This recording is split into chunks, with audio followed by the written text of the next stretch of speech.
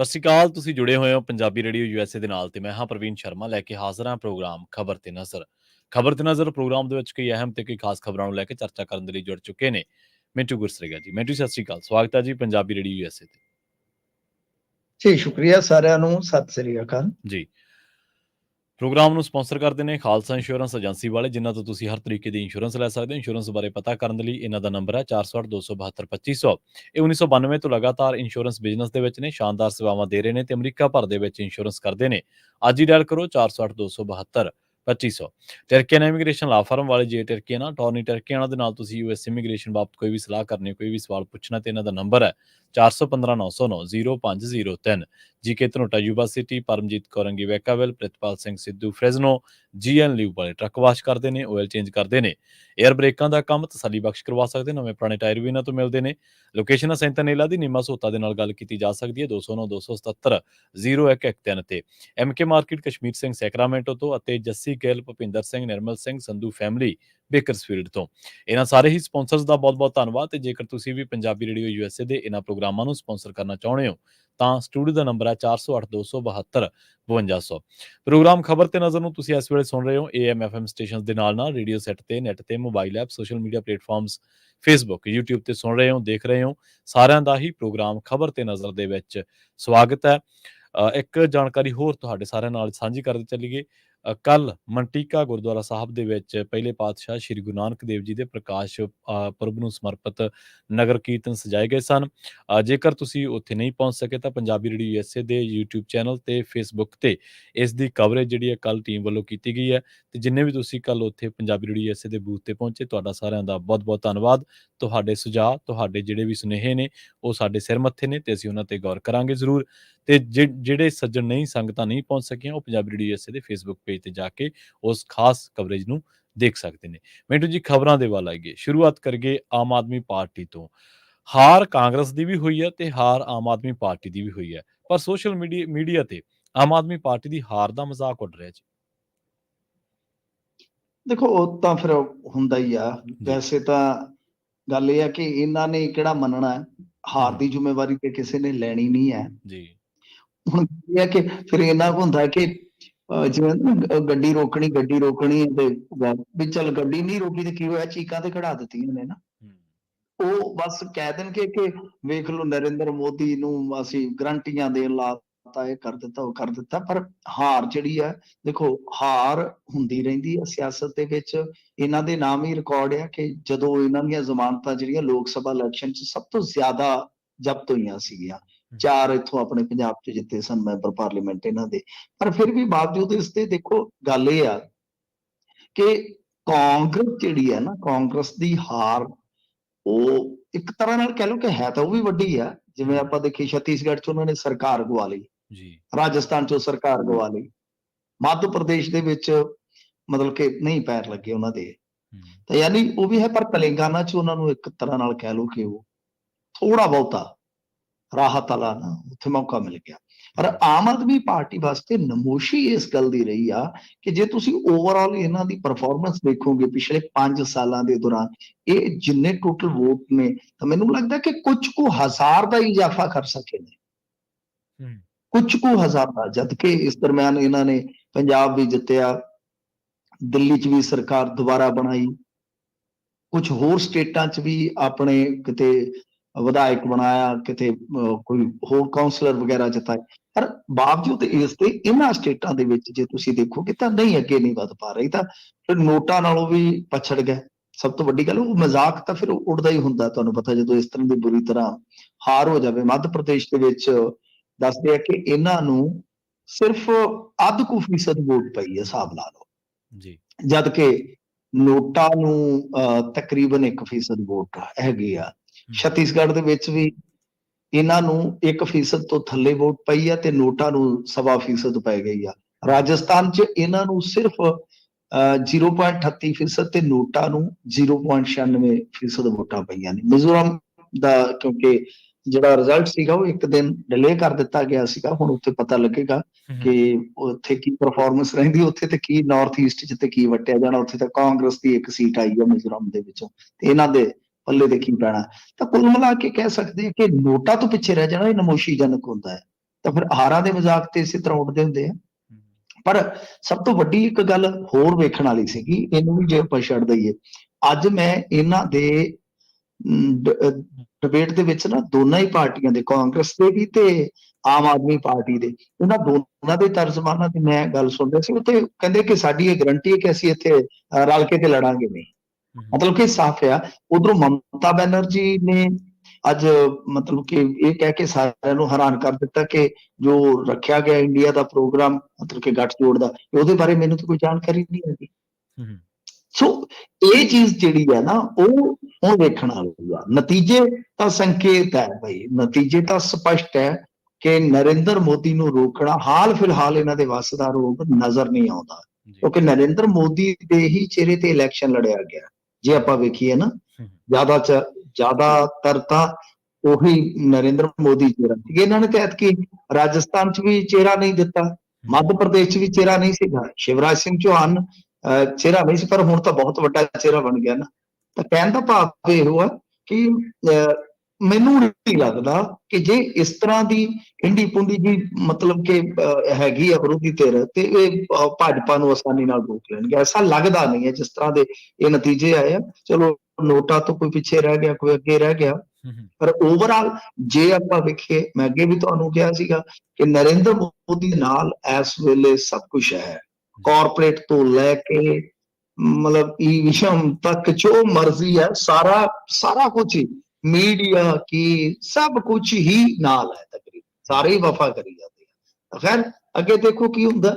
ਪਰ ਆਮ ਆਦਮੀ ਪਾਰਟੀ ਦੀ ਪਰਫਾਰਮੈਂਸ ਜਿਹੜੀ ਸੀਗੀ ਨਾ, ਉਹ ਇਸ ਕਰਕੇ ਪੰਜਾਬੀਆਂ ਨੂੰ ਜ਼ਿਆਦਾ ਚੁਭੀ ਆ ਕਿ ਵੇਖ ਲਓ ਕਿ ਉਹ ਹੈਲੀਕਾਪਟਰ ਦਾ ਇੰਜਨ ਹੋਣ ਵਾਲਾ ਹੋ ਗਿਆ, ਉਹਦੇ ਪੁਰਜੇ ਘਸ ਕੇ ਇੰਨਾ ਜ਼ੋਰ ਲਾਇਆ। ਮਾਨ ਸਾਹਿਬ ਪਤਾ ਨਹੀਂ ਕਿੰਨੇ ਵਾਰੀ ਗਰਾਰੇ ਕਰਦੇ ਹੋਣੇ ਆ, ਇੰਨਾ ਜ਼ੋਰ ਲਾਇਆ ਇਹਨਾਂ ਨੇ, ਇੰਨਾ ਜ਼ੋਰ ਲਾਇਆ, ਮਤਲਬ ਕਿ ਪੰਜਾਬ ਦੇ ਵਿੱਚ ਤੇ ਬਸ ਲੀੜਾ ਲੱਤਾ ਹੀ ਚੁੱਕਣ ਆਉਂਦੇ ਸਨ, ਫਿਰ ਵਾਪਸ ਚਲੇ ਜਾਂਦੇ ਸੀ, ਇੰਨਾ ਬਿਜ਼ੀ ਰਹੇ। ਪਰ ਬਾਵਜੂਦ ਇਸ ਤੇ ਇੰਨਾ ਜ਼ੋਰ ਲੱਗਾ, ਕੱਖ ਨਹੀਂ ਵਟਿਆ ਗਿਆ। ਅਸਲ ਦੇ ਵਿੱਚ ਮਿੰਟੂ ਜੀ ਉਹ ਮੋਦੀ, ਮਨੀ, ਮਸ਼ੀਨਰੀ, ਮੀਡੀਆ ਸਭ ਕੁਝ ਇਕੱਠਾ ਹੀ ਆ, ਤਾਂ ਕਰਕੇ ਸ਼ਾਇਦ ਉਹਦੀ ਹਨੇਰੀ ਦੇ ਵਿੱਚ ਇਹ ਹਲੇ ਇਹਨਾਂ ਦੇ ਪੈਰ ਨਹੀਂ ਲੱਗ ਰਹੇ ਦੂਜੀਆਂ ਪਾਰਟੀਆਂ ਦੇ। ਇੰਡੀਆ ਗੱਠਜੋੜ ਦਾ ਵੀ ਕੋਈ ਖਾਸ ਕ੍ਰਿਸ਼ਮਾ ਨਹੀਂ, ਮਤਲਬ ਮਿੰਟੂ ਜੀ ਕੋਈ ਗੱਲ ਸਾਹਮਣੇ ਨਹੀਂ ਆ ਰਹੀ ਹੈ ਨਾ? ਨਹੀਂ, ਮੈਨੂੰ ਨਹੀਂ ਲੱਗਦਾ ਜੀ। ਪਤਾ ਨਹੀਂ ਕਿਉਂ ਮੈਨੂੰ ਤਾਂ ਇਉਂ ਲੱਗਦਾ ਕਿ ਬਹੁਤ ਮੁਸ਼ਕਲ ਹੈ ਰੁਕਣਾ, ਬਹੁਤ ਮੁਸ਼ਕਲ ਹੈ। ਕਿਉਂਕਿ ਦੇਖੋ ਇਹ ਸਾਰੀਆਂ ਜਿਹੜੀਆਂ ਧਿਰਾਂ ਹੈਗੀਆਂ, ਇਹਨਾਂ ਦੀਆਂ ਆਪੋ ਆਪਣੀਆਂ ਮਜਬੂਰੀਆਂ, ਇਹ ਤੇ ਮਾਰੀ ਦੇ ਹੁਣ ਰਲ ਡਏ ਨੇ, ਤੇ ਇਹ ਰਲ ਨੂੰ ਵੀ ਨਹੀਂ ਚੱਜ ਨਾਲ ਡਏ। ਬਹੁਤ ਸਾਰੇ ਸਟੇਟਾਂ ਦੇ ਵਿੱਚ ਤੇ ਇਹ ਕਿਤੇ ਨਾ ਕਿਤੇ ਖਿਲਰੇ ਪਏ ਆ। ਸੋ ਇਸ ਕਰਕੇ ਆ ਕਿ ਠੀਕ ਆ, ਹੋ ਸਕਦਾ ਕਿ ਆਉਣ ਵਾਲੇ ਕੋਈ 2-4 ਮਹੀਨਿਆਂ ਦੇ ਵਿੱਚ ਕਿਸੇ ਪ੍ਰਕਾਰ ਦਾ ਕੋਈ ਆਪਾਂ ਫਰਕ ਵੇਖਣ ਨੂੰ ਆਪਾਂ ਨੂੰ ਮਿਲ ਜਾਵੇ, ਪਰ ਹਾਲ ਫਿਲਹਾਲ ਲੱਗਦਾ ਨਹੀਂ, ਇਸ ਤਰ੍ਹਾਂ ਲੱਗਦਾ ਨਹੀਂ ਹੈ। ਕਿਉਂਕਿ RSS ਇਸ ਵੇਲੇ ਬਹੁਤ ਹੀ ਜ਼ਿਆਦਾ ਸਟਰੋਂਗ ਹੈ। ਜਿੱਦਾਂ ਆਪਾਂ ਕਹਿ ਲਈਏ ਨਾ ਕਿ ਉਹਨਾਂ ਦਾ ਬੂਥ ਲੈਵਲ ਤੱਕ ਸਾਰਾ ਜਿਹੜਾ ਇਲੈਕਸ਼ਨ ਜਿੱਦਾਂ ਮੈਨੇਜ ਕਰਦੇ ਨੇ, ਜਿੱਦਾਂ ਉਹਨਾਂ ਦੇ ਸਰਵੇ ਹੁੰਦੇ, ਜਿੱਦਾਂ ਉਹ ਖੜੇ ਪੈਰ ਬਦਲ ਦਿੰਦੇ ਨੇ, ਮਤਲਬ ਕਿ ਜਿੱਦਾਂ ਕਹਿ ਲਓ ਨਾ ਕਿ ਬਹੁਤ ਜ਼ਿਆਦਾ ਤਬਕਾ, ਇੱਕ ਖਾਸ ਤੌਰ ਤੇ ਆਪਾਂ ਦੇਖੀਏ ਜਿਹੜਾ ਨਰਿੰਦਰ ਮੋਦੀ ਨੂੰ ਇੱਕ ਤਰ੍ਹਾਂ ਨਾਲ ਕਹਿ ਲਓ ਕਿ ਉਹ ਬਸ ਮੰਨਦਾ ਕਿ ਹਾਂ ਇਹਦੇ ਤੋਂ ਬਗੈਰ ਸ਼ਾਇਦ ਦੇਸ਼ ਨਹੀਂ ਕੋਈ ਚਲਾ ਸਕਦਾ ਹਾਲ ਫਿਲਹਾਲ। ਜੀ। ਤੇ ਮਿੰਟੂ ਜੀ, ਬਾਈਬਲ ਕਲਾ ਮਾਮਲੇ ਦੇ ਵਿੱਚ ਚਰਨਜੀਤ ਸ਼ਰਮਾ ਨੇ ਦੋਸ਼ ਰੱਦ ਕਰਵਾਉਣ ਦੀ ਗੁਹਾਰ ਲਾਈ ਹੈ ਜੀ। ਦੇਖੋ ਚਰਨਜੀਤ ਸ਼ਰਮਾ ਨੇ ਜਿਹੜੀ ਗੱਲ ਕਹੀ ਆ ਕਿ ਮੈਨੂੰ ਜਿਹੜਾ ਇਹਨਾਂ ਨੇ ਮਤਲਬ ਕਿ ਕਾਰਵਾਈ ਕਰਕੇ ਮੇਰੇ ਤੇ ਜਿਹੜੇ ਦੋਸ਼ ਲਾਏ ਮਹਿਕਮੇ ਨੇ, ਬਈ ਉਹ ਗਲਤ ਆ, ਉਹ ਤਰੀਕਾ ਗਲਤ ਸੀਗਾ। ਅਸਲ ਦੇ ਵਿੱਚ ਕੀ ਆ ਕਿ ਅਰਜ਼ੀਆਂ ਪੈ ਰਹੀਆਂ ਨੇ, ਜਿੰਨੇ ਵੀ ਹੁਣ ਇਹ ਨਾਮਜ਼ਦ ਦੋਸ਼ੀ ਹੈਗੇ ਆ, ਤੁਹਾਨੂੰ ਪਤਾ ਕੋਈ ਨਾ ਕੋਈ ਸਕੀਮ ਪਾਉਂਦੇ ਰਹਿੰਦੇ ਆ। ਤਾਂ ਇਹ ਹੁਣ ਨਵੀਂ ਅਰਜ਼ੀ ਪਈ ਆ ਕਿ CRPC ਦੀ ਧਾਰਾ 197 ਦੇ ਤਹਿਤ ਸੂਬਾ ਸਰਕਾਰ ਨੂੰ ਜਾਣਕਾਰੀ ਦੇਣੀ ਜਿਹੜੀ ਉਹ ਲਾਜ਼ਮੀ ਹੁੰਦੀ ਆ। ਜਦੋਂ ਵੀ ਕੋਈ ਵੀ ਬੰਦਾ ਕਿਸੇ ਕਿਸਮ ਦੀ ਡਿਊਟੀ ਦੇ ਦੌਰਾਨ ਕੋਈ ਕੁਤਾਹੀ ਕਰਦਾ ਹੈ, ਤਾਂ ਗੱਲ ਇਹ ਆ ਕਿ ਸੂਬਾ ਸਰਕਾਰ ਦੇ ਕੋਲੋਂ ਪ੍ਰਵਾਨਗੀ ਜਿਹੜੀ ਆ ਉਹ ਲਈ ਜਾਣੀ ਜ਼ਰੂਰੀ ਹੁੰਦੀ ਆ। ਪਰ ਮੇਰੇ ਮਾਮਲੇ ਦੇ ਵਿੱਚ ਚਰਨਜੀਤ ਸ਼ਰਮੇ ਦਾ ਕਹਿਣਾ ਆ ਕਿ ਮੇਰੇ ਮਾਮਲੇ ਦੇ ਵਿੱਚ ਅਜਿਹਾ ਨਹੀਂ ਕੀਤਾ ਗਿਆ। ਸੋ ਇਹ ਹੁਣ ਦੇਖਣਾ ਪਵੇਗਾ। ਸੋ 22 ਦਸੰਬਰ ਤੱਕ ਜਿਹੜੀ ਹੈ ਉਹ ਸੁਣਵਾਈ ਹੁਣ ਮੁਲਤਵੀ ਹੋ ਗਈ ਆ। ਇਹ ਬਾਈਬਲ ਕਲਾ ਨਾਲ ਜੁੜੀ ਸੁਣਵਾਈ ਹੈ, ਕਿਉਂਕਿ ਕੋਟਕਪੂਰਾ ਵਾਲਾ ਵੀ ਮਾਮਲਾ ਹੈ ਨਾ, ਤਾਂ ਬਾਈਬਲ ਦੇ ਵਿੱਚ ਉਹ ਆ ਗਿਆ ਸੀਗਾ ਚਰਨਜੀਤ ਸ਼ਰਮਾ। ਹੁਣ ਇਹਦੇ ਵਿੱਚ ਇੱਕ ਚੀਜ਼ ਹੋਰ ਵੀ ਆ, ਜੇ ਆਪਾਂ ਦੇਖੀਏ ਤਾਂ ਹੁਣ ਕ੍ਰਿਸ਼ਨ ਭਗਵਾਨ ਸਿੰਘ ਤੇ ਜਿਹੜੇ ਪਿਤਾ ਨੇ ਮਹਿੰਦਰ ਸਿੰਘ, ਹੂੰ ਉਹਨਾਂ ਦੀ ਅਰਜ਼ੀ ਤੇ ਵੀ ਜਵਾਬ ਦੇਣ ਵਾਸਤੇ ਕਿਤੇ ਨਾ ਕਿਤੇ ਸਰਕਾਰ ਜਿਹੜੀ ਆ ਉਹ ਹੁਣ ਫਸੂਗੀ ਉਹਦੇ ਤੇ ਵੀ। ਮਾਮਲਾ ਕੀ ਆ ਹੁਣ, ਇੱਕ ਤੇ ਇੱਧਰੋਂ ਹੋ ਗਈ, ਮੈਂ ਜਿਵੇਂ ਤੁਹਾਨੂੰ ਦੱਸਿਆ ਕਿ ਬਹੁਤ ਸਾਰਾ ਇਸ ਮਾਮਲੇ ਦੇ ਵਿੱਚ ਆਪਾਂ ਦੇਖਿਆ ਕਾਨੂੰਨੀ ਪੱਖ ਕਿ ਕੋਈ ਇਧਰੋਂ ਅਰਜ਼ੀ ਕੋਈ ਇਧਰੋਂ ਅਰਜ਼ੀ, ਤਾਂ ਉਹਦੇ ਚ ਕੀ ਹੈ ਕਿ ਇਹ ਜਿਹੜੀ ਅਰਜ਼ੀ ਲਾਈ ਆ ਉਹਨਾਂ ਨੇ, ਤਾਂ ਇਹਦੇ ਵਿੱਚ ਕਿਹਾ ਕਿ ਜਿਹੜਾ ਮੁੱਖ ਮੁਲਜ਼ਮ ਸੀਗਾ ਇੰਸਪੈਕਟਰ ਪ੍ਰਦੀਪ, ਉਸ ਨੂੰ ਮਾਫੀ ਦੇ ਦਿੱਤੀ ਗਈ। ਆਪਣੀ ਅਰਜ਼ੀ ਚ ਮਹਿੰਦਰ ਸਿੰਘ ਨੇ ਕਿਹਾ ਕਿ ਸਾਬਕਾ ਆਈਜੀ ਤੇ ਸਿੱਟ ਦੇ ਜਿਹੜੇ ਤਤਕਾਲੀ ਮੈਂਬਰ ਹੈ ਕੁੰਵਰ ਵਿਜੇ ਪ੍ਰਤਾਪ ਸਿੰਘ, ਉਹ ਕਹਿੰਦੇ ਕਿ ਜਿਹੜਾ ਮੁੱਖ ਮੁਲਜ਼ਮ ਸੀ ਯਾਨੀ ਪ੍ਰਦੀਪ ਸਿੰਘ ਜਿਹੜਾ ਬੰਦਾ ਸੀਗਾ ਯਾਨੀ ਇੰਸਪੈਕਟਰ, ਉਹ ਬੰਦਾ ਸੀਗਾ ਜਿਹਨੇ ਜਾ ਕੇ ਸਭ ਤੋਂ ਪਹਿਲਾਂ ਜਿਹੜੇ ਪ੍ਰਦਰਸ਼ਨਕਾਰੀ ਸੀ ਉਹਨਾਂ ਨੂੰ ਥੱਪੜ ਤੇ ਲੱਤਾਂ ਮਾਰੇ ਸੀ, ਜਿੱਥੋਂ ਇਹ ਗੱਲ ਜਿਹੜੀ ਆ ਉਹ ਅੱਗੇ ਵਧੀ ਆ। ਫਿਰ ਮਾਮਲਾ ਜਿਹੜਾ ਫਾਇਰਿੰਗ ਤੱਕ ਜਾਂਦਾ ਹੈ ਤੇ ਜਿੱਥੇ ਦੋ ਮਤਲਬ ਕਿ ਇੱਕ ਕ੍ਰਿਸ਼ਨ ਭਗਵਾਨ ਸਿੰਘ ਤੇ ਇੱਕ ਸ਼ਾਇਦ ਉਹਨੂੰ ਨਾਂ ਨਹੀਂ ਯਾਦ, ਦੋ ਜਣੇ ਜਿਹੜੇ ਸੀਗੇ ਉਹ ਮਾਰੇ ਗਏ ਸੀਗੇ। ਤਾਂ ਇਹ ਹੁਣ ਆਪਣੇ ਆਪ ਦੇ ਵਿੱਚ ਕਹਿ ਲਓ ਕਿ ਫਿਰ ਉਹੀ ਕੰਬਲ ਭੂਸਾ ਖੜਾ ਹੋ ਜਾਂਦਾ ਹੈ ਨਾ ਕਿ ਇਹ ਕਹਿੰਦੇ ਆ ਕਿ ਜਿਹੜੇ ਬੰਦੇ ਦੋਸ਼ੀ ਸੀਗੇ ਉਹਨਾਂ ਨੂੰ ਵਾਅਦੇ ਮਾਫ ਗਵਾਹ ਬਣਾ ਲਿਆ ਗਿਆ, ਮਾਫੀ ਦੇ ਕੇ ਗਵਾਹ ਬਣਾ ਲਿਆ ਗਿਆ। ਤਾਂ ਮਸਲਾ ਫਿਰ ਉਹੀ ਆ ਗਿਆ ਕੁੰਵਰ ਵਿਜੇ ਪ੍ਰਤਾਪ ਸਿੰਘ ਦੀ ਜਾਂਚ ਦੇ ਸਵਾਲ। ਮਤਲਬ ਕਿ ਇੱਕ ਪਾਸੇ ਜਿਹੜੇ ਨਾਮਜ਼ਦ ਦੋਸ਼ੀ ਆ ਉਹ ਵੀ ਕੋਈ ਨਾ ਕੋਈ ਕਾਨੂੰਨੀ ਚਾਰਾਜੋਈ ਕਰ ਰਿਹਾ, ਦੂਸਰੇ ਪਾਸੇ ਜਿਹੜੀ ਜਾਂਚ ਪੜਤਾਲ ਹੋਈ ਵੀ ਆ ਤਾਂ ਉਹਦੇ ਤੇ ਵੀ ਕਿਤੇ ਨਾ ਕਿਤੇ ਕਹਿ ਲਓ ਕਿ ਸਵਾਲ ਨੇ। ਇਸ ਕਰਕੇ ਇਹ ਮਾਮਲਾ ਹਾਲੇ ਮੈਨੂੰ ਨਹੀਂ ਲੱਗਦਾ ਕਿ ਕਿਸੇ ਤਾਂ ਮਤਲਬ ਕਿ ਨੇਪਰੇ ਚੜੂਗਾ, ਕਿਸੇ ਤਰ੍ਹਾਂ ਕਿਤੇ ਨਿਆਂ ਦੇ ਨੇੜੇ ਪਹੁੰਚੇਗਾ। ਹਾਲ ਫਿਲਹਾਲ ਇਹੋ ਆ ਕਿ ਕਾਨੂੰਨੀ ਕੁਛ ਨਾ ਕੁਛ ਕਹਿ ਲਓ ਕਿ ਉਲਝਣਾਂ ਜਿਹੜੀਆਂ ਪੈਦਾ ਹੋ ਜਾਂਦੀਆਂ, ਕਦੇ ਕੋਈ ਇਧਰੋਂ ਅਰਜ਼ੀ ਪੈ ਗਈ, ਕਦੇ ਕੋਈ ਇਧਰੋਂ ਅਰਜ਼ੀ ਪੈ ਗਈ। ਤਾਂ ਹੁਣ ਅਰਜ਼ੀ ਵੀ ਕੀ ਆ, ਹੁਣ ਤਾਂ ਭਸੂੜੀ ਵੀ ਪਈ ਹੋਈ ਹੈ ਨਾ, ਉਧਰ ਕੁੰਵਰ ਵਿਜੇ ਪ੍ਰਤਾਪ ਸਿੰਘ ਇਸ ਨੂੰ ਸਾਜ਼ਿਸ਼ ਕਰਾਰ ਦੇ ਰਹੇ ਜੀ। ਤੇ ਮੈਨੂੰ ਜੀ ਤੀਰਥ ਯਾਤਰਾ ਨੂੰ ਹਾਈ ਕੋਰਟ ਦੇ ਵਿੱਚ ਚੁਣੌਤੀ ਦਿੱਤੀ ਗਈ ਹੈ ਜੀ। ਦੇਖੋ ਤੀਰਥ ਯਾਤਰਾ ਵਾਲਾ ਜਿਹੜਾ ਮਸਲਾ ਹੈ ਨਾ, ਤਾਂ ਉਹਦੇ ਚ ਕੀ ਆ ਕਿ ਅੱਗੇ ਵੀ ਸ਼ਾਇਦ ਇਸ ਤਰ੍ਹਾਂ ਦੀਆਂ ਗੱਲਾਂ ਜਿਹੜੀਆਂ ਹੋਈਆਂ ਨੇ, ਖਾਸ ਤੌਰ ਤੇ ਸੁਪਰੀਮ ਕੋਰਟ ਦੇ ਵਿੱਚੋਂ ਇੱਕ ਜਿਹੜਾ ਫੈਸਲਾ ਆਇਆ ਸੀਗਾ ਉਹਦਾ ਹਵਾਲਾ ਦੇ ਕੇ ਤੇ ਇੱਥੇ ਚੈਲੰਜ ਕੀਤਾ ਗਿਆ। ਮਤਲਬ ਕਿ ਜਿਵੇਂ ਹੁਣ ਤੁਹਾਨੂੰ ਪਤਾ ਹੀ ਆ ਸੁਪਰੀਮ ਕੋਰਟ ਦੇ ਵਿੱਚੋਂ ਜਿਹੜੇ ਇਸ ਤਰ੍ਹਾਂ ਦੇ ਫੈਸਲੇ ਆਉਂਦੇ ਆ, ਕੋਈ ਰੂਲਿੰਗ ਆਉਂਦੀ ਆ, ਉਹਦਾ ਹਵਾਲਾ ਦੇ ਕੇ ਗਾਂ ਫਿਰ ਗੱਲ ਜਿਹੜੀ ਆ ਅੱਗੇ ਤੁਰਦੀ ਆ, ਪਟੀਸ਼ਨ ਵਗੈਰਾ ਜਿਹੜੀਆਂ ਹੁੰਦੀਆਂ ਨੇ। ਹੁਣ ਇਹਦੇ ਤੇ ਪੰਜਾਬ ਸਰਕਾਰ ਤੋਂ ਜਵਾਬ ਮੰਗਿਆ ਗਿਆ ਹਾਈ ਕੋਰਟ ਵੱਲੋਂ ਕਿ ਕਿਉਂ ਨਾ ਤੁਹਾਡੀ ਇਸ ਯੋਜਨਾ ਤੇ ਰੋਕ ਲਾ ਦਿੱਤੀ ਜਾਵੇ। ਮਾਮਲਾ ਕੀ ਹੈ, ਭਾਰਤ ਸੰਘ ਤੇ ਹੋਰ ਜਿਹੜੇ ਸੀਗੇ ਅਦਰਸ ਸੀਗੇ ਬਨਾਮ ਰਫੀਕ ਸ਼ੇਖ ਕੇਸ ਸੀਗਾ ਇਹ। ਇਹਦੇ ਵਿੱਚ ਇਹ ਸੀਗਾ ਕਿ ਜਿਹੜੀ ਉਹ ਹੱਜ ਦੀ ਸਬਸਿਡੀ ਸੀਗੀ ਉਹਦੇ ਤੇ ਸੁਣਵਾਈ ਕਰਦਿਆਂ ਸੁਪਰੀਮ ਕੋਰਟ ਨੇ ਕੇਂਦਰ ਸਰਕਾਰ ਨੂੰ ਇੱਕ ਹੁਕਮ ਦਿੱਤਾ ਸੀਗਾ, ਨਿਰਦੇਸ਼ ਦਿੱਤਾ ਸੀਗਾ ਕਿ ਉਹ ਹੱਜ ਸਬਸਿਡੀ ਨੂੰ ਘੱਟ ਕਰੇ ਤੇ 10 ਸਾਲ ਦੇ ਅੰਦਰ ਅੰਦਰ ਪੂਰੀ ਤਰ੍ਹਾਂ ਖਤਮ ਕਰ ਦਿੱਤਾ ਜਾਵੇ। ਜੀ ਜੀ। ਤਾਂ ਇੱਥੇ ਵੀ ਜਾ ਕੇ ਇਹੀ ਗੱਲ ਕਿਤੇ ਨਾ ਕਿਤੇ ਕਹੀ ਜਾਣੀ ਆ। ਵੈਸੇ ਜਿੰਨਾ ਕੋ ਗਰਾਊਂਡ ਆਪਾਂ ਸਮਝੀਏ ਕਿ 27 ਨਵੰਬਰ 2023 ਨੂੰ ਜਿਹੜੀ ਇਹ ਮੁੱਖ ਤੌਰ ਤੇ ਆਪਾਂ ਤੀਰਥ ਯਾਤਰਾ ਕਹਿ ਲਈਏ ਕਿ ਸ਼ੁਰੂ ਕੀਤੀ ਸੀ ਇਹਨਾਂ ਨੇ, ਜਿਹਦੇ ਚ ਕੇਜਰੀਵਾਲ ਸਾਹਿਬ ਵੀ ਉਚੇਚੇ ਆਏ ਸਨ। ਇਹ ਕਹਿੰਦੇ ਆ ਕਿ ਜਿਹੜਾ ਮਤਲਬ ਕਿ ਇਹ ਸਾਰਾ ਕੁਛ ਆ ਉਹ ਟੈਕਸ ਪੇਅਰਸ ਦੇ ਪੈਸੇ ਦੀ ਬਰਬਾਦੀ ਹੈ, ਕਿਉਂਕਿ ਇਹਦੇ ਨਾਲ ਨਾ ਤਾਂ ਕੋਈ ਵਿਕਾਸ ਹੋਣਾ, ਨਾ ਕੋਈ ਹੋਰ ਇਹਦੇ ਨਾਲ ਕੋਈ ਗੱਲਬਾਤ ਹੋਣੀ ਆ। ਸੋ ਇਹ ਕਰਦਾਤਿਆਂ ਦੇ ਪੈਸੇ ਦੀ ਬਰਬਾਦੀ ਆ, ਕੋਈ ਵਿਕਾਸ ਜਾਂ ਕੋਈ ਭਲਾਈ ਇਹਦੇ ਨਾਲ ਨਹੀਂ ਹੋਣ ਵਾਲੀ। ਹੁਣ ਅਗਲੀ ਤਰੀਕ ਤੇ ਇਹਨਾਂ ਨੂੰ ਜਾ ਕੇ ਜਵਾਬ ਫਾਈਲ ਕਰਨਾ ਪਵੇਗਾ, ਪਰ ਇਹ ਔਖਾ ਹੈ ਸਮਝਾਉਣਾ, ਕਿਉਂਕਿ ਦੇਖੋ ਗੱਲ ਇਹ ਆ ਕਿ ਹਾਈ ਕੋਰਟ ਨੇ ਇਹਨਾਂ ਦੇ ਮੂਹਰੇ ਇੱਕ ਹੋਰ ਸਵਾਲ ਰੱਖਿਆ ਕਿ ਤੁਸੀਂ ਆ ਕੇ ਸਾਨੂੰ ਇਹ ਜਾਣਕਾਰੀ ਦਿਓ ਕਿ ਸੂਬਾ ਸਰਕਾਰ ਨੂੰ ਕਿੰਨੇ ਲੋਕਾਂ ਤੋਂ ਅਜਿਹੀ ਤੀਰਥ ਯਾਤਰਾ ਯੋਜਨਾ ਸ਼ੁਰੂ ਕਰਨ ਦੀ ਮੰਗ ਮਿਲੀ ਹੈ। ਮਤਲਬ ਕਿ ਇੱਕ ਤਫਸੀਲ ਦਿਓ ਕਿ ਇੰਨੇ ਲੋਕ ਪੰਜਾਬ ਦੇ ਵਿੱਚੋਂ ਡਿਮਾਂਡ ਕਰ ਰਹੇ ਸਨ ਕਿ ਭਾਈ ਸਾਡੇ ਵਾਸਤੇ ਤੀਰਥ ਯਾਤਰਾ ਸ਼ੁਰੂ ਕਰੋ। ਸੋ ਕਾਫੀ ਮਾਮਲਾ ਜਿਹੜਾ ਹੈ ਸਰਕਾਰ ਵਾਸਤੇ ਇਹ ਵੀ ਭਾਰੂ ਪੈਣ ਵਾਲਾ ਹੈ, ਕਿਉਂਕਿ ਜੇ ਮੰਨ ਲਓ ਕੋਈ ਵਜ਼ਨਦਾਰ ਜਵਾਬ ਜਿਹੜਾ ਜੋ ਅਦਾਲਤ ਨੂੰ ਸੰਤੁਸ਼ਟ ਨਾ ਕਰਵਾ ਪਾਵੇ ਤਾਂ ਮੈਨੂੰ ਲੱਗਦਾ ਕਿ ਉੱਥੇ ਜੇ ਕੋਈ ਇਸ ਤਰ੍ਹਾਂ ਦੀ ਹਾਰ ਹੋ ਜਾਂਦੀ ਹੈ ਤਾਂ ਫਿਰ ਮਜ਼ਾਕ ਬਹੁਤ ਬਣੇਗਾ, ਕਿਉਂਕਿ ਅੱਗੇ ਕਾਨੂੰਨੀ ਤੌਰ ਤੇ ਆਪਾਂ ਦੇਖਿਆ ਕਿ ਜੇ ਵਜ਼ਨਦਾਰ ਇਹਨਾਂ ਦੇ ਕੋਲ ਦਲੀਲ ਕੋਈ ਨਾ ਹੋਈ, ਫਰਜ਼ ਕਰੋ ਫੈਸਲਾ ਉਲਟਾ ਜਾਂਦਾ ਹੈ, ਤਾਂ ਇਹਦੇ ਚ ਵੀ ਬਹੁਤ ਵੱਡੀ ਹੇਠੀ ਹੋਏਗੀ ਇਹਨਾਂ ਦੀ। ਜੀ ਹੁਣ ਦੇਖਣਾ ਹੋਏਗਾ ਕਿ ਕਿੰਨੇ ਕੁ ਦੀ ਜਾ ਕੇ ਉੱਥੇ ਜਾਣਕਾਰੀ ਰੱਖਦੇ ਆ ਕਿ ਕਿੰਨੇ ਲੋਕ ਸੀਗੇ ਜੀ ਜਿਹੜੇ ਸਾਡੇ ਕੋਲੋਂ ਮੰਗ ਰੱਖ ਰਹੇ ਸੀਗੇ ਕਿ ਹਾਂ ਭਾਈ ਸਾਨੂੰ ਤੀਰਥ ਯਾਤਰਾ ਬਹੁਤ ਔਖੇ ਹੈ ਜੀ, ਤੀਰਥ ਯਾਤਰਾ ਵਾਸਤੇ ਤੁਸੀਂ ਘਲਾਓ। ਇਹ ਹੁਣ ਰੋਮਾਂਚਕਾਰੀ ਬਣ ਜਾਊਗਾ ਉੱਥੇ ਜਾ ਕੇ ਜਿਹੜਾ ਇਹ ਸਵਾਲਾਂ ਜਵਾਬਾਂ ਦਾ ਸਿਲਸਿਲਾ। ਤੇ ਮਿੰਟੂ ਜੀ, ਸ਼ਰਾਬ ਕਾਰੋਬਾਰੀ ਦੇ ਘਰ ਅੱਗੇ ਜਿਹੜੀ ਫਾਇਰਿੰਗ ਹੋਈ ਉਹਦੇ ਚ ਕਹਿੰਦੇ ਗੋਲਡੀ ਬਰਾੜ ਦਾ ਨਾਮ ਬੋਲਿਆ ਜੀ।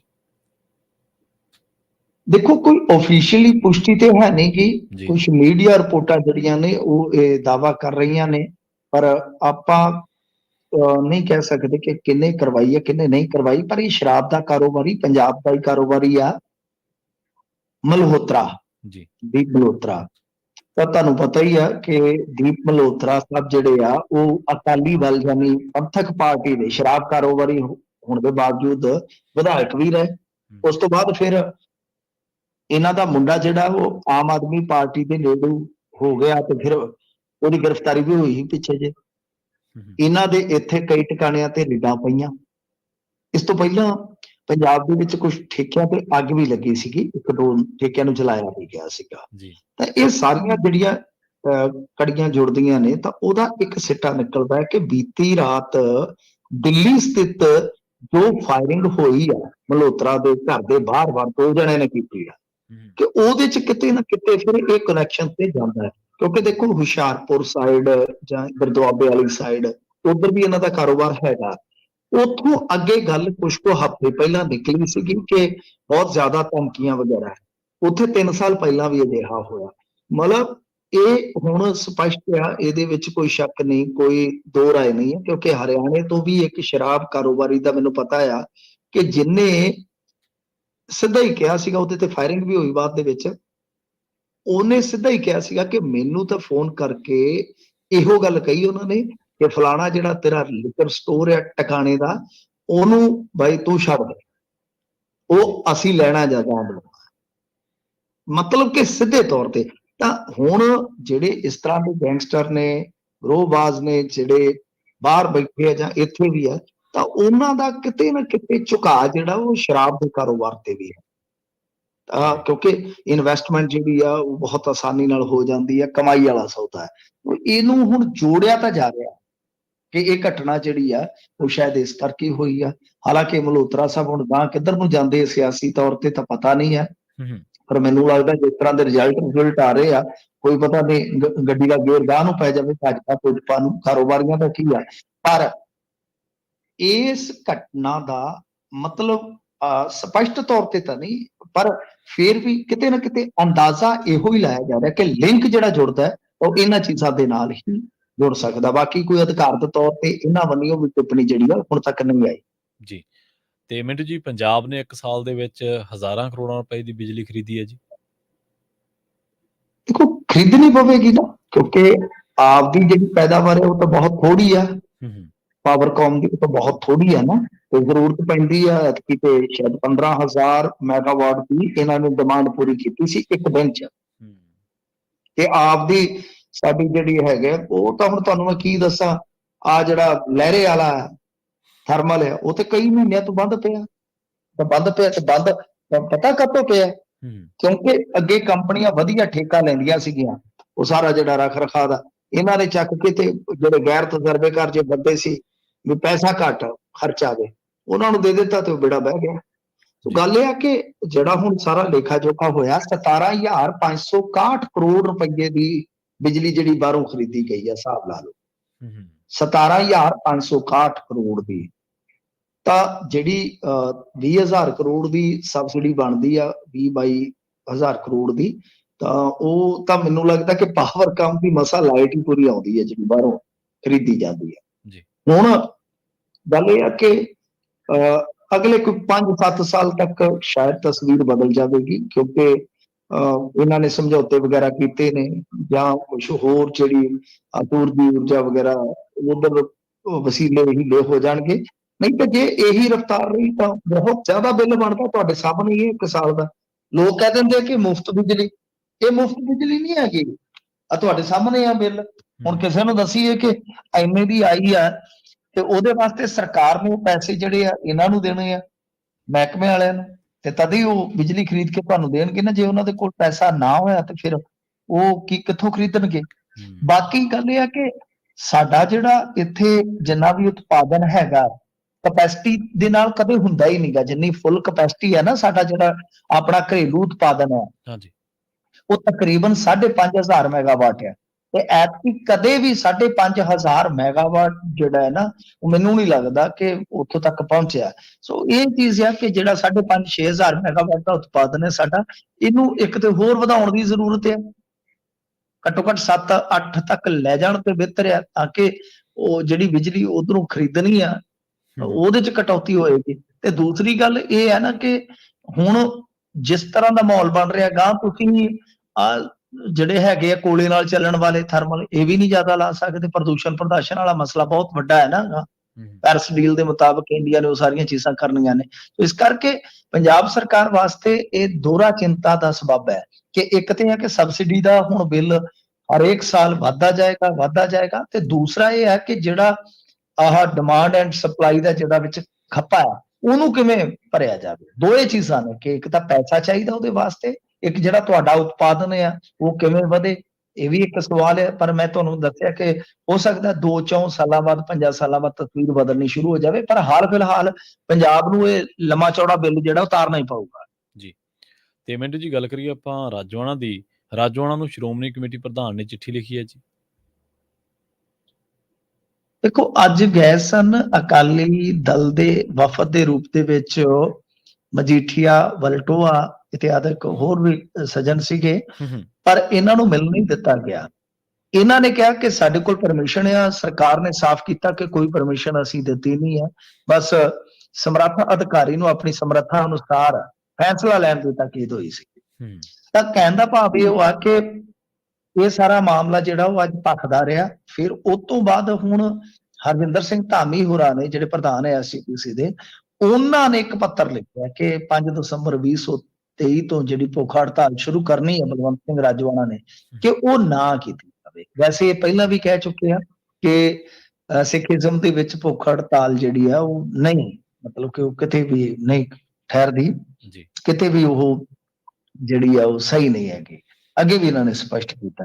ਤਾਂ ਉਹ ਕਹਿ ਰਹੇ ਨੇ, ਅਪੀਲ ਕਰ ਰਹੇ ਨੇ ਕਿ ਕਿਸੇ ਤਰੀਕੇ ਨਾਲ ਇਹ ਹੜਤਾਲ ਟਲ ਜਾਵੇ। ਤੇ ਅੱਜ ਜਿਹੜਾ ਅਕਾਲੀਆਂ ਦਾ ਵਫਦ ਗਿਆ ਸੀਗਾ ਉਹ ਵੀ ਇਸੇ ਵਾਸਤੇ ਗਿਆ ਸੀ ਕਿ ਮੁਲਾਕਾਤ ਕਰਕੇ ਤੇ ਬਲਵੰਤ ਸਿੰਘ ਰਾਜੋਆਣਾ ਨੂੰ ਮਨਾਇਆ ਜਾਵੇ ਕਿਸੇ ਤਰੀਕੇ ਦੇ ਨਾਲ ਕਿ ਭੁੱਖ ਹੜਤਾਲ ਟਾਲੀ ਜਾਵੇ। ਤਾਂ ਹਾਲ ਫਿਲਹਾਲ ਤਾਂ ਦੇਖੋ, ਅੱਗੇ 1-2 ਵਾਰੀ ਹੜਤਾਲ ਜਿਹੜੀ ਸੀਗੀ ਉਹ ਟਲ ਗਈ ਸੀਗੀ। ਹੁਣ ਅੱਗੇ ਦੇਖੋ ਕੀ ਬਣਦਾ। ਕੱਲ ਨੂੰ 5 ਤਰੀਕ ਹੈ, ਕੱਲ ਨੂੰ ਹੀ ਪਤਾ ਲੱਗੇਗਾ। ਅੱਜ ਮੁਲਾਕਾਤ ਜਿਹੜੀ ਸੀ ਅਕਾਲੀ ਦਲ ਵਫਦ ਦੀ ਉਹ ਨਹੀਂ ਹੋ ਸਕੀ ਬਲਵੰਤ ਸਿੰਘ ਰਾਜੋਆਣਾ ਦੇ ਨਾਲ।